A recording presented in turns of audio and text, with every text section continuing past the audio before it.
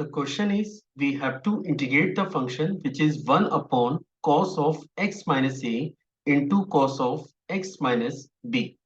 So let's see how we are going to integrate the given function. तो चलिए शुरू करते हैं। तो सबसे पहले मैं क्वेश्चन के पार्ट को एक बार नोट कर लेता हूँ। जिस फंक्शन को आपको इंटीग्रेट करना है वो फंक्शन आपके पास है 1 upon that is cos of that is x minus a into cos of x minus b into dx। अब देखिए इनकेस अगर आप इस फंक्शन को इंटीग्रेट करने जा रहे हैं तो इसके इंटीग्रेशन के लिए हम लोग इसको हल्का सा मैनिपुलेट कर रहे हैं और हम लोग क्या करने जा रहे हैं, मैं इस पूरे एक्सप्रेशन में sign of b minus a से मल्टीप्लाई कर रहा हूं और सेम टर्म से मैं इसको डिवाइड करने जा रहा हूं। तो इनकेस अगर आप साइन b माइनस ए से इसको मल्टीप्लाई किए हैं, साइन b माइनस ए से डिवाइड किए हैं, तो एक तो ये दो टर्म आपको नजर आएंगे और बाकी का जो क्वेश्चन का पार्ट है उसको मैं एक बार फिर से नोट कर लेता हूँ। That is cos of x minus a into cos of x minus b into dx। अब मे बी आपके माइंड में ये क्वेश्चन आ रहा होगा कि जो डाटा मैंने इसमें एक्स्ट्रा मैनेज किया है इससे मुझे क्या बेनिफिट होने जा रहा है। तो ये मैं आपको अगले स्टेप में एक्सप्लेन कर देता हूँ। तो सबसे पहले ये जो कांस्टेंट क्वांटिटी है आप इसे इंटीग्रल साइन से बाहर ले लीजिए। मींस आप इसे लिख सकते हैं 1 upon that is sine of B minus A के। इसके बाद आप देख सकते हैं कि जो क्वेश्चन का पार्ट है वो अब आपके पास है sine of that is b minus A, ये आपका न्यूमरेटर है। और डिनोमिनेटर को इनकेस अगर आप चेक करें तो ये आपके पास है cos of x minus a into cos of x minus b. तो मैं एक्सपेक्ट कर रहा हूँ कि आपको यहाँ तक सारे स्टेप्स क्लियर होंगे। अब चलिए अब इसमें आगे मूव कर जाते हैं। तो now you are having sine of b minus A, ये तो आपका कांस्टेंट डाटा है जो कि इंटीग्रल साइन से बाहर है। और अब मैं इसके न्यूमरेटर को और थोड़ा सा मैनिपुलेट कर रहा हूँ। तो हम लोग क्या करने जा रहे हैं, हम लोग इसे लिखने जा रहे हैं sine of that is b minus X plus X minus ए। तो इनकेस अगर आप इसके न्यूमरेटर को फिर से चेक करें तो अभी भी ये डाटा बैलेंस ही है क्योंकि मैंने इनपुट में माइनस एक्स किया और साथ में प्लस एक्स भी कर दिया है। तो अगर आप देखेंगे तो ये फिर से साइन b माइनस ए ही जनरेट हो रहा है। और डिनोमिनेटर में हमारे पास जो डाटा लेफ्ट आउट है उसको भी मैं एक बार नोट कर लेता हूँ। That is cos of x minus a into cos of that is x minus b के। अब हम लोग क्या करने जा रहे हैं, मैं इसको अभी थोड़ा सा और फर्दर सिंप्लीफाई करूंगा और इसके लिए मैं सबसे पहले न्यूमरेटर में और थोड़े चेंजेस कर रहा हूँ। हम लोग इसे लिख सकते हैं sine of b minus A, ये तो कांस्टेंट डाटा है। न्यूमरेटर को अगर आप चेक करें तो ये जो x माइनस ए टर्म है इसको मैं पहले ले लेता हूँ।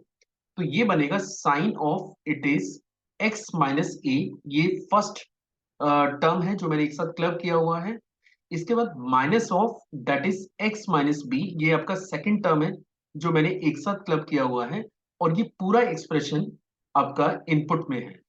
इंटू dx, ये आपका न्यूमरेटर पार्ट है। और अगर आप डिनोमिनेटर को चेक करें तो ये आपके पास है cos of x minus a into cos of x minus b के।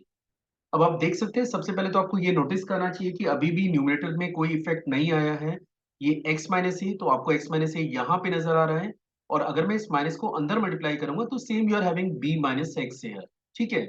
अब हमारे पास एक साइन a माइनस बी की आइडेंटिटी है which is your sine of a, that is sine of a cos of B minus cos of a into sine of b के। तो इसमें आपको ये जो पूरा टर्म है इसको आप ए कंसीडर करिएगा, कैपिटल ए, और इसको आप कैपिटल बी कंसीडर करिएगा। और हम लोग यहाँ पे ये फॉर्मूला अप्लाई करने जा रहे हैं। द नेक्स्ट स्टेप हम लोग क्या करने जा रहे हैं, मैं इस एक्सप्रेशन में ये फॉर्मूला अप्लाई करने जा रहा हूँ। और जैसे आप ये फॉर्मूला अप्लाई करेंगे तो आप देख सकते हैं कि न्यूमरेटर आपको मिलेगा सबसे पहले साइन ऑफ ए। और आप देख सकते हैं कि आपका साइन ऑफ ए मतलब दैट इज एक्स माइनस ए।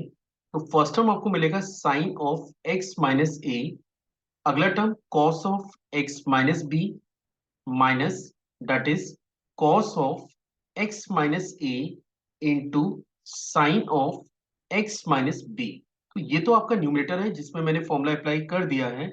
और डिनोमिनेटर के टर्म्स को अगर आप अगेन चेक करें तो डिनोमिनेटर में आपके पास है cos of x minus a into cos of x minus b के।